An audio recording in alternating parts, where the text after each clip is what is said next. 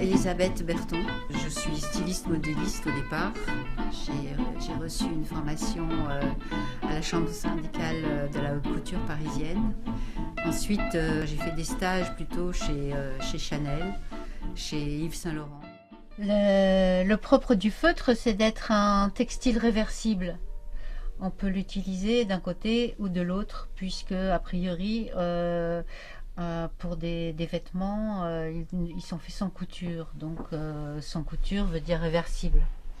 Ici, on a travaillé sur une base de lin avec un fil lurex et on a feutré du mérinos dans lequel est inclus de la soie, des fibres de soie. Alors comment ça se passe? Le travail de la laine, le frottement, la laine va pénétrer le tissu, hein. On voit que la trame est un petit peu lâche, donc les fibres de laine vont pénétrer dans le tissu et pendant le frottement ça va vraiment rentrer, et au moment du feutrage, de la rétraction, ça va entraîner le tissu qui va donner cet aspect un petit peu gaufré, un peu astrakhan. Et donc ici on avait envie de travailler sur des voilages, rideaux, voilages, donc jouer avec la transparence, soit d'un côté, soit de l'autre. Le feutre, c'est un textile non tissé. C'est-à-dire que c'est un compactage de fibres de laine qui va se faire par le frottement et l'humidité. Et alors aujourd'hui, moi je m'intéresse à travailler cette technique textile à partir de la laine. Et en fait, il y a une variété assez importante de moutons. Cette laine ici que j'utilise, c'est la laine d'un mouton qui s'appelle le Jacob, qui est un mouton qu'on trouve particulièrement en Angleterre. C'est vraiment intéressant justement de pouvoir tester les différentes sortes de laine, parce que elles amènent toutes des résultats très différents. On peut le voir sur les échantillons qui sont posés sur la table ici. C'est assez infini en fait, hein. Les options possibles. C'est une longue pratique, oui. Je l'ai appris en faisant, voilà, en découvrant, en apprenant. Je suis allée aussi dans des filatures pour voir un petit peu comment se passe toute la filière à partir de la toison du mouton, le lavage, le tri des toisons, puisque les parties d'un mouton entre les flancs, le dos, le cou, etc., toutes les laines n'ont pas les mêmes qualités et propriétés.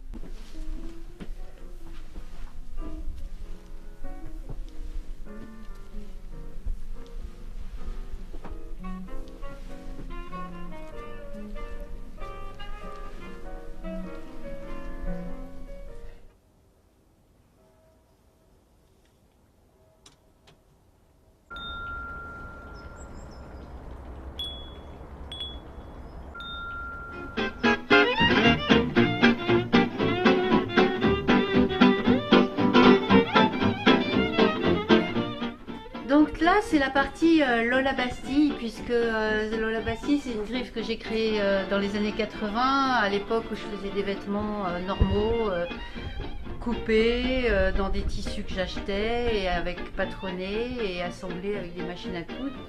Et maintenant je continue, j'ai gardé la griffe, Lola Bastille, et je propose des vêtements donc faits en feutre où je crée le textile en même temps que je crée le vêtement.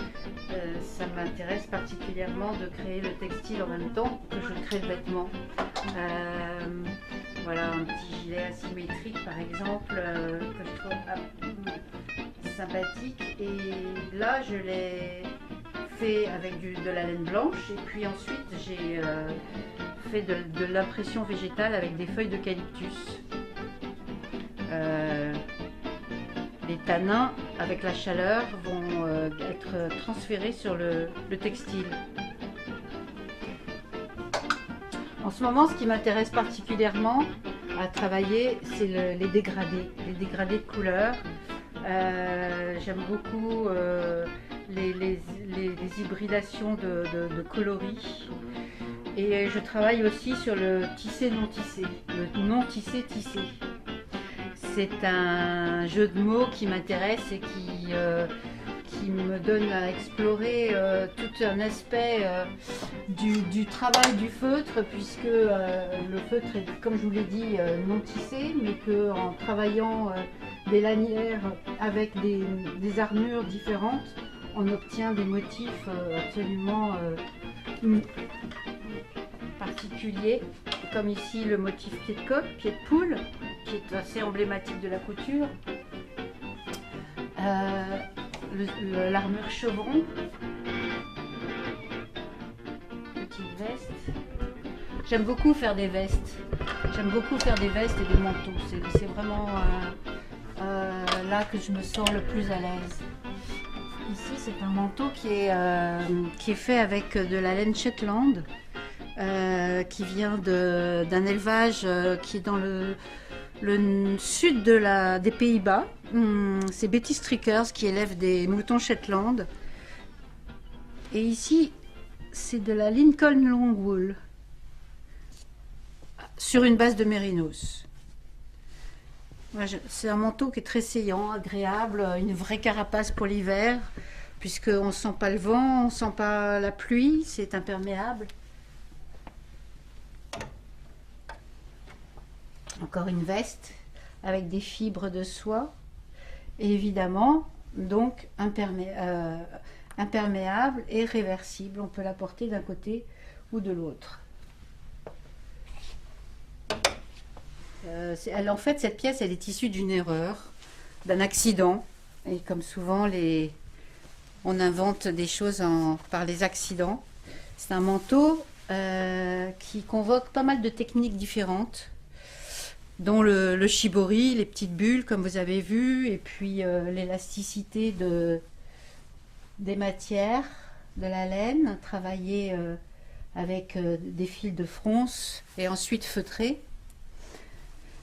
Et j'ai apposé une doublure faite dans de l'étamine de laine et teinte avec des teintures végétales, de garance et des feuilles d'eucalyptus.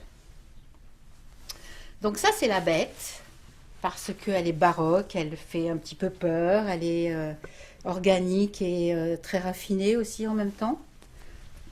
Et ça, c'est la belle, qui s'oppose à la bête parce que c'est un manteau très graphique, blanc et noir.